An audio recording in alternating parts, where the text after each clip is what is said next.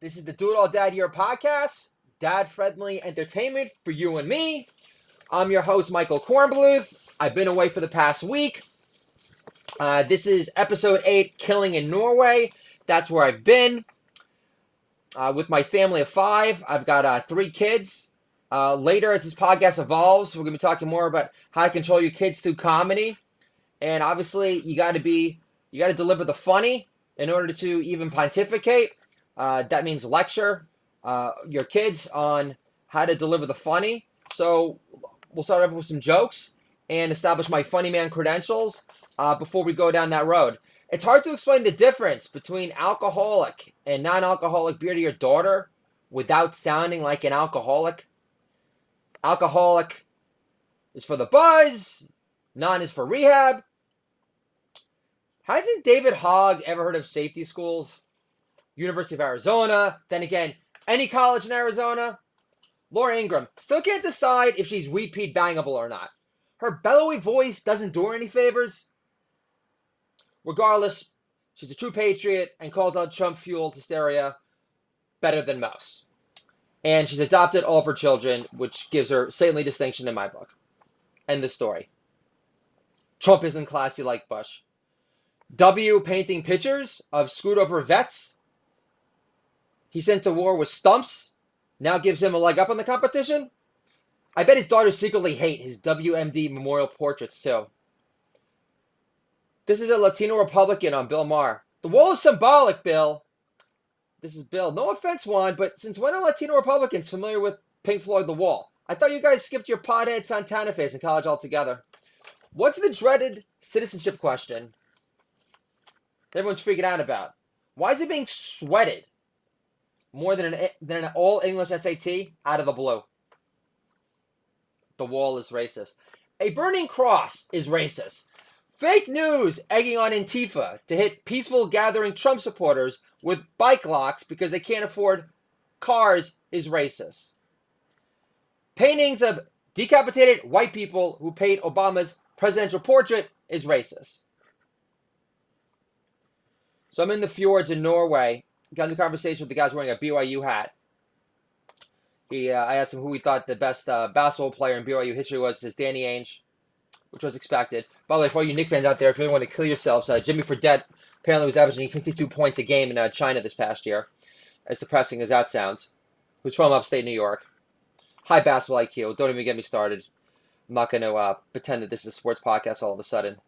Because all I really care about is the Knicks, and I don't really want to alienate the rest of the country and sound like a perpetual loser because we suck. But we all got to pray that at least yesterday was Unicorn Appreciation Day, and I was able to show my kids on Twitter a picture of Kristaps Porzingis and this picture of a unicorn hat on him, and my kids were able to understand. Oh, I always prescribe the theory of the Aristotle. It's not Aristotle. It's the Socrates teaching method. Always asking a question with a question. So, Matilda, there's a unicorn head on that Nick figure. Why is that? And she was able to figure it out. Because it's Kristaps Porzingis and he's a unicorn. So, again, she's a very bright girl. The Me Train Your Comedy Mind has helped in her development. And, again, we'll talk about that as the podcast develops. Controlling your kids through comedy. So, I was talking about the BYU guy. Yeah, so this BYU professor, my wife thought he was very high up in the Mormon food chain. He said he was out there, all expenses paid for the next year and a half to do some conversions. He's a very wholesome guy. So I asked him, I said, any exciting professors, doing the college circuit out there? And he paused for a second, and he mentioned Mitt Romney. He said, Mitt Romney spoke recently. And I said, I'm sure he wasn't too stiff. And he laughed hard. So my point here, folks, Mitt isn't winning shit. He's waiting for re-election out there for Congress. Jim Carrey is painting what Tone Loc is the greatest hits albums. Bill Cosby is back on trial again. How do I explain to my daughter Bill Cosby was accused of drug-induced... Let me rephrase that. How do I explain to my daughter Bill Cosby wasn't accused I'm screwing up this joke. Unbelievable. How do I explain to my daughter Bill Cosby was accused of drug-induced rape by 40-plus women, but never went to prison for it? The jury was a worse judge of character than Seinfeld? Never underestimate the American celeb X Factor in family-friendly sweaters? Am I sounding too much like Paul Reiser right now? Kareem Abdul-Jabbar. I'm very big on dated references here that sound older than Yiddish. Kareem thinks Roseanne is anti-Trump because of their financial woes. Does that make sense? Kareem thinks Roseanne is anti-Trump. Yeah, we're just not going to do that joke at all. So back to David Hogg. David Hogg looks like Andrew McCabe's illegitimate spawn after LASIK. Stop attacking the honest press. Honest press. And Robert De Niro is a funny intellectual left to his own faculties. John Oliver is off the list of so-called mind-blowing comics I should give a shit about. Sinclair Broadcasting is guilty of propaganda. Have you done a spotlight on Sadiq Khan trying to lift the English ban on Farrakhan yet, Bean Breath? Case closed, twerp. So when I was staying in Bergen, we stayed in Bergen in Norway, not Oslo. I would definitely recommend Bergen. It's the more soulful choice of the two. I would say it's like the Melbourne compared to Sydney if you ever go to Australia. For the most part, gypsy free, always a good thing. And we're in a really cool boutique hotel that my wife took care of. It was great. I had this thought, and it's semi-deep, and I was going to share with you right now. Your kids should be your biggest fans if you're not an asshole to them as a whole. So Michelle Obama, the expert on parenting and green health living, recently compared Trump to an irresponsible parent who lets his kids eat candy all day. But in reality, Michelle raised a daughter who passed out in a mosh pit at Lollapalooza on more than just fun dip. Trump resistor death wish fantasies are pathetic. Pussy hat touting hysterics wish they had the balls to be confused for Charlie fucking Bronson. And that's why this podcast is rated explicit, because occasionally I drop an F-bomb for emphasis. So this happened to me when I was in Norway, before I had the best salmon sashimi of my life. And one of the reasons why was because I had one of the best batches of wasabi ever. It was like purified wasabi essence. Apparently they had like wasabi salesman gave like a gazillion different samples. Tastes like the opposite of generic. It was insanely good. I want to have it on my deathbed. So the waitress says, "Boy or girl?" to my boy. Translation: my son won't have a hard time scoring dates when he grows up. Pretty sure Leonardo DiCaprio was confused for a pretty girl plenty of times too. So on our way back home, when we're leaving Norway, we had to get some diapers. And this woman at the pharmacy says, I asked her, where can I buy some diapers? She says, diapers for kids? And I said, I've outgrown my blacked out 20s for the most part. So we're leaving Norway, and the Norwegian customs agent asked me, what was the reason for your trip? And I said, cheaper airfare in the Southwest, a much needed break for my parents, and bragging rights over posers socialists like Bernie Sanders who've never been. Which I learned firsthand from getting into a conversation with a cute blonde at a local bar in Bergen. She was actually originally from Connecticut. Father's a big oil guy. So she was really into Lena Dunham. So and who else? So they really respect Bukowski out there, Leonard Cohen. She thinks Lena Dunham was a little too self-obsessed. At least that was my phrase that she agreed with.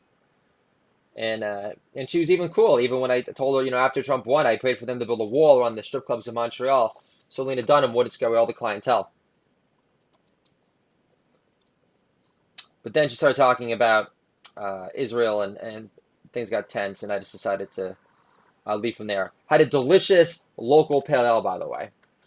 Of course, when she had to compare it to American pale ales and act as if that our flavors are too aggressive and violently hoppy. But that's okay. I don't mind because the beer is delicious. Beer is very expensive, though. This is the reason why the Norwegians kick ass in the Winter Olympics, because they have nothing else better to do than to train for the Winter Olympics because they can't afford to drink. No one can. It's like $30 for like a six-pack. It's completely insane. However, you do get a great discount on Italian wines like Barolos made from the mighty Nebbiolo grape, which I learned from my wine sales days in Southern California. Although I was working, I wouldn't really recommend, quitting a well-paying sales job or any job with a salary really to do pure commission at first. Because based on my total sales after 2 months, I was able to buy basically, I was able to afford like a dime bag, but I'm talking about like the sprayed stuff that tastes like Windex that we used to pick up from the Bronx back in the day, a place called Red Door, where we were complete idiots for going in there because you were in a close quarters and could have been mugged and life could have been over. Okay, so we wouldn't know any better, and we didn't have involved parents that had these conversations with us. Why they gave us the benefit of the doubt, I have no idea. So I didn't have reindeer sausage in Norway. And I don't have any jokes for that. But I did have a delicious lamb sausage on top of this beautiful mountain in Bergen, and it turns out that it was being served on a potato pancake tortilla. And I said, "Is there some kosher Mexican fusion wave overtaking Bergen, Norway, that I'm unaware of here?" Facebook fumbles. It's a play that I'm creating, that I'm working on. It's a play about the largest terrorist networking platform in the world, who covers up lurking dangers to national security like a failed unibrow pop singer with zero crossover appeal, who flashes ISIS hand signs on her Instagram for the fun of it. Facebook scrapped data for 2 billion users. I wouldn't compare this reveal to finding out your booty call had your unborn fetus scraped. Of course, Facebook uses cold expressions like scraping when selling unauthorized access of your digital footprint. Has YouTube, owned by Google, addressed the unibrow shooter attack on their own corporate headquarters campus yet? Hope Hicks is available. She could write you a press release. Something, anything. Mueller, you piece of shit.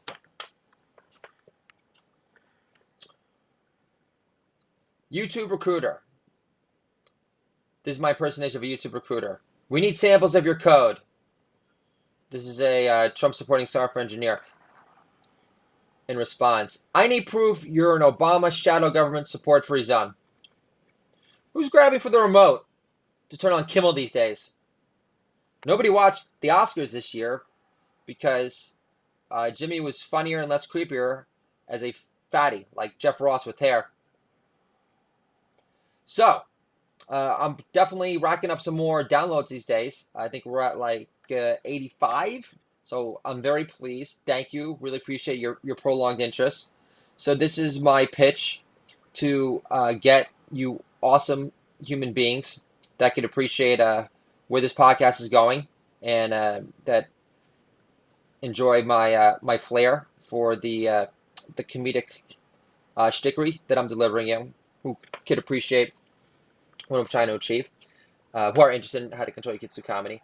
This is my pitch for reviewing my podcast. This is my review my podcast on iTunes pitch. Here we go. This is my headline hooker for review my podcast on iTunes pitch. So if you give two shits about me, there you go. So my wife, we got some mementos from Norway. She got some magnets. And I said, babe, I love magnets, but this Norwegian flag one has a cross on it, which is fine if I wasn't a paranoid Jew. Were Norwegians forced to wear Norwegian flag armbands under Nazi occupation? I didn't think so, babe, so don't bust my balls. Growing up, my father would say he wouldn't allow a Christmas tree. My mom converted. And we always give my dad a hard time. We said, Dad, come on, just let her get a tree. And she said, and my dad would say, Josh, when Gentiles That's what Jews call non-Jews. When Gentiles see a Christmas tree, they see a Christmas tree. When a Jew sees a Christmas tree, they see nothing more than a camouflage cross. And then eventually my dad relented. He thought it'd be a really big deal. Finally allowed my mom a tree. And it was like this little like bushel. It was like a little shrub. It was the most pathetic looking shrub I've ever seen in my entire life. Looked like a munchkin gremlin shrub. And the worst part about it is it was relegated to this like dusty, cobwebby corner. Like the side balcony, like patio area that like no one ever went to. So I wouldn't really say that the Pops really went out of the way to appease my mom there. I would definitely say that Israel has definitely granted greater concessions for to achieve peace in the Middle East with the Palestinians. That's for damn sure. So my wife was saying when we came back from Norway, which annoyed me immediately, my mom would love Norway. And I'm thinking, that's like putting lipstick on an old school dumpy troll. No offense, babe. So I really wanted to get a beard trim in Norway. Everyone's got really fancy haircuts out there. And I was thinking that like getting a beard trim in Norway would be a no-brainer, right? You know, thinking that, you know, all the Viking descendant hipsters, you know, would have a strong handle on sharp objects. So my kids were wonderful. You know, again, you know, a constant compliment I get is how behaved and sweet-natured my children are. You know, usually strangers don't get an idea for how entertained they could be because, you know, they're not, I mean, they're still young, 7, 4, and 1. But there was one time where this line would get a little bit old.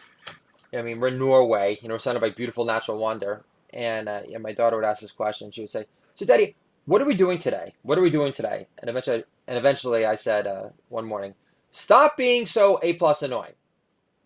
You're a far cry today from your fuss-free vault. For the record. So plane lands, 6-hour flight. It's actually like 7, back from Bergen. And again, Stewart Airport. It's like the Burbank Airport of New York. Meaning it's completely fuss-free and it wasn't crowded and it was a pure joy. Like one of the best stock in that airport. So, and they also serve Goose Island on tap, which is a beautiful thing. Brewer from Illinois. This podcast is becoming very foodie-centric today. So anyway, so plane lands, and my newborn Samuel, a.k.a. Bam Bam Gigolo, a.k.a. Gorilla Grip, was wailing big time, crying the top of his lungs. And eventually I say, at least he's making his presence felt. With my son at the helm, rock and roll will never die. I don't know about you guys, but kind of get back to the kid angle here. That is my category, kids and family. I know I'm showing a lot of political material, but can't really say I've ever been this politically charged. What I'm saying is becoming a parent has made me care more about the safety of my nation. Especially with free speech, being under siege more than ever before. So I obviously have more to say than ever. And like Ralphie May, the late great Ralphie May says in his late autobiography, is that a comedian's job. Like, you're a comedian. Well, for now, let's call myself a stay-at-home comedian. That your job is to take that red pill and to question everything. So, and I really do believe in the concept that a really good comedian with the potential to be great is always going to question everything and always call out the bullshit and not be so partisan either way. So anyway, I was talking about unfunny kids. I hate unfunny kids who think playing a singing mermaid is the pinnacle of acting. Now, Elizabeth Shue, sucking face with Woody Allen, like her SAG card depends on it, is acting at its finest, babe. So this is the deepest question that my daughter ever asked during her pre-K years. So, Daddy, if God created the universe, then who created God? Eventually, I came up with God went back in time in a time machine made by Elon Musk. And my daughter says, real convincing, Dad. Thanks for making me an atheist at 4. Side note, about halfway done with God, Faith, and Reason, Michael Savage book. It's fantastic. He incorporates a lot of snippets of beautiful wisdom, sage-like prophetic sayings from the Old Testament throughout. He's also got a lot of great quotes from Buddha, and it's wonderful. Cannot be more readable. Although, he has this one part where he talks about how there's three different types of guys. One guy that's easily triggered, easily provoked into complete rage. Another person that will get pissed off, but lets it subside eventually. Doesn't really obsess as much. Another person that basically goes with the flow and doesn't really get caught up in the drama. And the point here is that they're saying the person that basically remains pissed and lets resentments linger is the wicked piece of shit. So, one of the reasons why I'm doing this podcast is to become less of a wicked piece of shit because, during this entire, Trump winning the White House, I have definitely severed relationships with friends that I've known forever that have believed in me, that have been huge fans of mine, that have said great things, like you could be great at the writing. People that have come out to my comedy shows when I used to do stand-up regularly in the city, when I used to live in Brooklyn. People that have read all my stuff, and not only because I had them read it. And I'm telling you, God, right now I'm going to reach out to all of them because I feel really bad about it. I'm definitely going to blame the Adderall. Adderall could be wicked.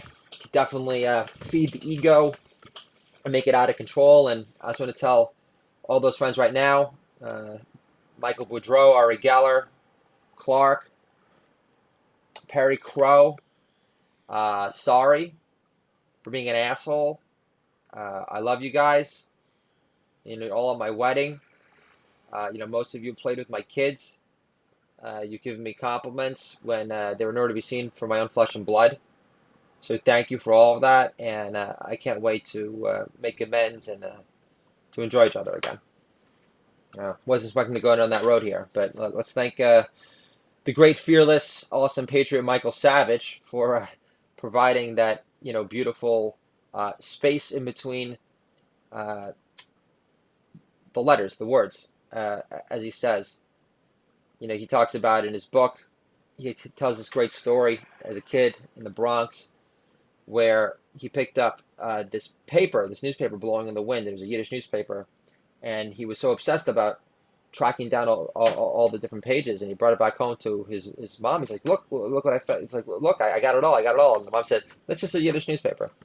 But he was very drawn to the intense mysticism of the Hebrew letters, and he was quoting this line in the Bible where he talks about how what's most important is what's said or felt, between the letters. So, me talking about my friends who I love that I haven't been talking to for the past year and a half to prove that, I'm right. I told you Trump would win. That's not why Trump, in my heart, wanted to become president. He wanted to bring us together and not make us so divisive, which is, how can you argue that that's not what happened when Obama was president? And we are a safer country now. We are more prosperous, but, I don't want to be that guy to say, I told you so. I just, want my friends back and want to be part of this journey and to enjoy what I'm trying to do here at the podcast. And, I know I'm very obsessed with jokes, and eventually I plan on getting do-it-all dads on this podcast because I want to hear about their children and basically why their children are cooler and funnier and sweeter, than others, mainly because of their hands-on involved role. And because I want this podcast to be a love letter to celebrate do-it-all dad pride. So we will eventually get there, folks. Just that these do-it-all dads, obviously, number one, are very fucking busy. Number two, they're also not falling down from trees. Number three, I got 3 kids of my own, and these things take time. So, however, if you start reviewing Do It All Dad Your podcast, Dad Friendly Entertainment for You and Me on iTunes, I will send you a snapshot of step-by-step instructions. We all of a sudden we get on that new notable list. We start getting some major buzz, and then from there, we could definitely get my old buds much more interested in being a part of this experiment, and more importantly, getting Do It All dads to reach out to me and make my life easier. That was my original point. So gummy bears are banned from German schools now because they're not halal. At least white sauce hasn't been banned yet. Chelsea Handler says she's a full-time activist now. So we focus less on her tit-sagging popularity. as far as I'm concerned, Chelsea Handler's a busted, blotchy, golden shower hued, colorless, dry Barbie with Nazi roots from New Jersey with 0.0 class. Was that a mouthful? That was such a mouthful. Kim Kardashian can't wrap her mouth around it. So I was talking to my daughter about tattoos. She says, Daddy, why are tattoos forbidden by God? And I said, because even Trump deemed Tommy Lee too alt-right to perform at his inauguration with Motley Crue. So Tony Robbins told a story about the Me Too movement. And he was telling the story, he gets paid the big bucks. Probably gets paid like $100,000 per speech. He's giving these speeches, and he's telling this one story about this one guy that he knows who basically told Tony that he was afraid to hire an attractive woman because of the Me Too movement. And Tony's response was, boner resistance? Me too. I don't even take meetings anymore. Just cold showers from sunrise to sundown. So my solution for in order to avoid sexual harassment in the workplace is to only conduct meetings by Skype and to start off every meeting with, all right, now everyone put your hands up high where I can see them. So down the road on this podcast, I definitely want to be talking to you Do It All Dad about how you are talking to your sons about the Me Too movement and the fact that due process basically doesn't exist anymore. Things are beginning to change a little bit with Betsy DeVos at the helm. But the way things were, when Obama was president, basically any girl could accuse your young boy of raping her after having one wine cooler, and then his life would be screwed. So we should talk about that. It's a very relevant conversation. And we'd love to come up with some comedic conversations, like having any daughter interested in her future offspring to do like a blood oath, or to offer something in writing with a lawyer presence, before they go out for ice cream. I'm not being funny right now. I'm like trying to go on an inspired riff, and it's just failing miserably. So just one other thing about Facebook I want to talk about. Diamond and Silk, who I'm big fans of, they are a couple of African-American sisters, and they're actually followed by Donald Trump. They just got banned from Facebook for life, and they had like 1 million listeners, very popular. They got banned from Facebook for life because Forever Zitface Zuck labeled them unsafe to the community. Nino Brown is unsafe to a community. Diamond and Silk are De La Soul in comparison. So I talked about pontificating before. This is an example of a father-son talk. This is me having a father-son talk with my son Samuel. Pontificate is a big SAT big SAT word, Samuel. It means to preach. I learned it because Grandma and Grandpa paid for a tutor, so I could retake the SAT to make sure they weren't stuck with a car sticker that says, my son sucks at standardized tests. Fox News has so much power over Trump. I know Bill Maher is 4'2", but you can grow up in other ways, Stumpy.